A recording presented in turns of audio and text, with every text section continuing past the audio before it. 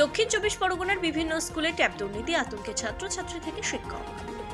পূর্ব মেদিনীপুরের পর দক্ষিণ চব্বিশ পরগনার বিভিন্ন স্কুলেও দেখা গেল ট্যাব দুর্নীতি। সমস্ত কাগজপত্র জমা দেওয়ার পরেও তাদের অ্যাকাউন্টে টাকা চলে গেছে অন্য কোনো অ্যাকাউন্টে, যাকে কেন্দ্র করে এখন দুশ্চিন্তার মধ্যে স্কুল কর্তৃপক্ষ থেকে ছাত্রছাত্রীরা। দক্ষিণ চব্বিশ পরগনার সাগর, কুলপি, ফলতা, মগরাহাট পূর্ব সহ বিভিন্ন এলাকার স্কুলগুলিতে দেখা গেল এইভাবে একাধিক ছাত্রছাত্রীর অ্যাকাউন্টে টাকা চলে গেছে অন্য অ্যাকাউন্টে।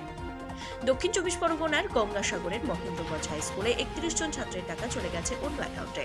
রং ক্রেডিট হয়েছে, যার ফলে এই বিষয় নিয়ে ওই স্কুলের প্রধান শিক্ষকের পক্ষ থেকে সাগর থানায় এই বিষয়ে একটি লিখিত অভিযোগ দায়ের করা হয়। তার ভিত্তিতে ইতিমধ্যে তদন্ত শুরু করেছে পুলিশ। অন্যদিকে আবার কুলপি বিধানসভার মদনমোহনপুর রামচন্দ্র মহাবিদ্যালয়ের একাদশ ও দ্বাদশ শ্রেণীর মোট ছাত্রছাত্রীর সংখ্যা 45 জন, তার মধ্যে 15 জন টাকা পায়নি, যার মধ্যে বেশ কিছু ছাত্রছাত্রীর এইভাবেই টাকা চলে গেছে অন্য অ্যাকাউন্টে। তবে এই বিষয় নিয়ে মদনমোহনপুর রামচন্দ্র সরদার বিদ্যা মন্দিরের প্রধান শিক্ষক ইতিমধ্যে কুলপি থানায় অভিযোগ জানানোর পাশাপাশি ডিআই এর কাছেও এই বিষয়ে অভিযোগ জানিয়েছে। অন্যদিকে ফলতা বিধানসভার রামগড় হাট হাই স্কুলেও এইভাবে বেশ কিছু ছাত্রছাত্রীর ট্যাবের টাকা চলে গেছে অন্য অ্যাকাউন্টে। অন্যদিকে কুলপির রামকিশোরপুর রাধানগর হাই স্কুলের একটি মাত্র ছাত্র এই ট্যাবের টাকা না পাওয়াতে স্কুল কর্তৃপক্ষের কাছে বিষয়টি জানায়। তখন দেখা যায় ভুল ইনফরমেশনের কারণে তার টাকাটি ফেল্ড হয়েছে, কিন্তু রং ক্রেডিট হয়নি, অথচ তার নাম উঠে আছে এই রং ক্রেডিট লিস্টে। এই বিষয় নিয়ে ওই স্কুলের প্রধান শিক্ষক জানায়, বিষয়টি আমরা ডিআইকে জানিয়েছি, তিনি এর ব্যবস্থা নেবেন বলে জানিয়েছেন। তবে ইতিমধ্যে দক্ষিণ চব্বিশ পরগনার ডিআই নজরুল হক সিপাই বিষয়টি নিয়ে দক্ষিণ চব্বিশ পরগনা জেলা শাসকের সাথে কথা বলেছে বলে জানায়। তবে এখন প্রশ্নচিহ্নের মুখে ছাত্রদের ট্যাবের টাকা, আদেও কি এই টাকাগুলি তারা আর ফেরত পাবে? আসেনি কেন, কি বলছে? বলছে অন্য অ্যাকাউন্টে চলে গেছে, টাকা আসেনি, এগুলোই বলছে। কিন্তু বন্ধুরা পেয়েছে? হ্যাঁ, আমাদের ক্লাসে অনেকেই পেয়েছে, আবার অনেকে পায়নি। যে সমস্ত কাগজগুলো জমা দেওয়া রয়েছিল সেগুলো কি সব জমা দিয়েছিলে? হ্যাঁ, সব জমা দিয়েছি, তারপর পরে চেকও করা হয়েছে, সব ঠিকই ছিল। মানে জানতে পারলে কি করে আসেনি? সবাই যখন চেক করছে, আমরাও ব্যাংকে গেলাম, গিয়ে চেক করলাম, তখন দেখছি আমাদের অ্যাকাউন্টে টাকা আসেনি। তারপরে স্যারকে বললাম, স্যার তারপর চেক করলো, দেখলো যে অনেকেরই টাকা আসেনি। আসেনি টাকা। তো স্যারেরা কি বললো, এখন কি বলছে, কি হবে? স্যাররা এখন সব কিছু আবার জমা নিচ্ছে, এখন কি হবে স্যাররাও জানে না। জমা নিয়েছে আবার নতুন করে? কি নাম তোমার? স্বস্তিকা মণ্ডল। কাগজ জমা দিয়েছিলে? কিন্তু কি হলো, এসছে টাকা এসছে? কি বলা হলো? কেন আসেনি সেটা জানো না, বা কি কারণের জন্য? বললো যে টাকা এমনি অন্য জায়গায় চলে গেছে। হ্যাঁ, তোমরা সঠিক কাগজপত্র জমা দিয়েছে? হ্যাঁ। কি নাম তোমার? সৈন্যদীপ মণ্ডল, কোন ক্লাস? 12। টাকা হ্যাক হয়েছে, আমরা শুনেছি, আমাদের স্কুলে স্যার বলেছে যে আমাদের টাকা হ্যাক হয়েছে। আমরা আবার স্কুলে এসেছি, স্কুলে সেটা কাগজ জমা দেবো। জমা দেওয়ার পর স্যার বলেছে আবার কিছুদিনের মধ্যে আমাদের টাকা ঢুকতে পারে। কবে কাগজ জমা দিয়েছিলে? দুর্গাপুজোর আগে। তারপর কি স্কুলের পক্ষ থেকে জানালো? হ্যাঁ, স্যার জানিয়েছে যে আমাদের কাগজ নিয়ে স্কুলে আসতে, আমরা কাগজ নিয়ে আবার স্কুলে এসেছি। এখন কি কাগজ জমা দেওয়া হয়েছে না কি বললো? কাগজ জমা দেওয়া হয়েছে, স্যার বলছে কিছুদিনের মধ্যে টাকা দিন। তার জন্য আবার কি স্কুলে এসছেন? কিসে পড়েন?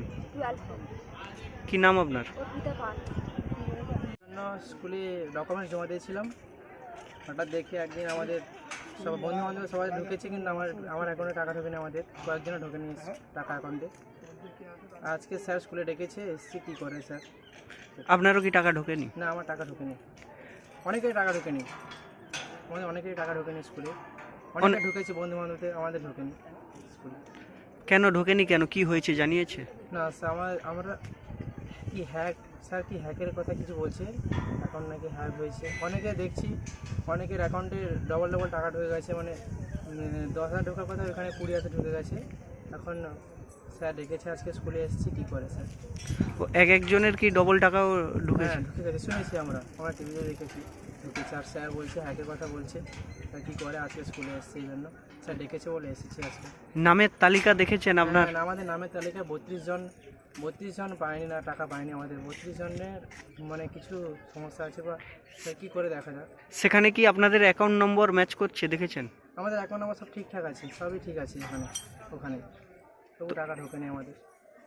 এই 32 জনের ডিস্টার্ব আমাদের লিস্টে আছে, 32 জনের ডিস্টার্ব আছে আমাদের। কি নাম আপনার? সুমন সিট, কোন ক্লাসে পড়ো? ক্লাস 12। আমাদের বিদ্যালয়ে 261 জন ছাত্রছাত্রীর মধ্যে 31 জন ছাত্রছাত্রীর ব্যাপারটা এরকম হয়েছে। তারা পুজোর আগে আমরা সাবমিট করেছিলাম, আর সাবমিট করার পরে পুজোর পরে তারা এসে বলছে স্যার অন্যের টাকা ঢুকেছে, আমাদের টাকা ঢোকেনি। এবারে তখন আমরা ওদের কাছ থেকে অভিযোগ পেয়ে তদন্ত করে দেখতে পাই যে ওদের অ্যাকাউন্টগুলো পুরো চেঞ্জ হয়ে গেছে, ফলে তারা টাকা পায়। এই বিষয়ে কোথাও কি জানানো হয়েছে? হ্যাঁ, এই বিষয়ে আমরা প্রশাসনকে জানিয়েছি, সাগর থানায় জানানো হয়েছে, এফআইআর করা হয়েছে এবং তারা তদন্ত করবেন। কি নাম আপনার আর বিদ্যালয়ের নাম? আমার নাম শ্যামল কুমার বালা, মহেন্দ্রগঞ্জ হাই স্কুল, সাগর। আপনি কি প্রধান শিক্ষক? না, আমি মানে আমাদের টিআইসি আছে, কিন্তু তিনি ট্রিটমেন্টের জন্য ভেলোর গেছেন, তাই অস্থায়ীভাবে আমি দায়িত্বে আছি। বিবাহ হলো সামাজিক মেলবন্ধন, তবে সুপ্রিম কোর্টের নির্দেশিকা অনুযায়ী বর্তমানে আপনার বিবাহকে আইনি স্বীকৃতি দেওয়া অত্যন্ত আবশ্যক, আর যার জন্য প্রয়োজন ম্যারেজ রেজিস্ট্রেশন। তবে আইনি স্বীকৃতি ছাড়াও উত্তরাধিকার প্রাপ্তি, সামাজিক আর্থিক সুরক্ষা ও পেনশন প্রাপ্তি, passport, visa, ration card, voter card, Aadhaar card, ব্যাংকের পাসবই প্রাপ্তি প্রভৃতি গুরুত্বপূর্ণ ডকুমেন্ট তৈরি করতে ম্যারেজ সার্টিফিকেটের একটা বিশেষ প্রয়োজনীয়তা রয়েছে। তাই আর দেরি নয়, সামাজিক বিবাহের পাশাপাশি বিবাহ রেজিস্ট্রেশনের জন্য চলে আসুন বিবাহ রেজিস্ট্রেশন অফিসে। ঠিকানা রঘুনাথপুর, দিনুবাবুর ঘেরার পিছনে, কমিউনিটি হলের সামনে। সোম থেকে শুক্র বেলা 11টা থেকে বিকেল 4টে পর্যন্ত ম্যারেজ রেজিস্ট্রেশন করা হয়। যোগাযোগের নম্বর 9635488286, এছাড়াও 700142677721।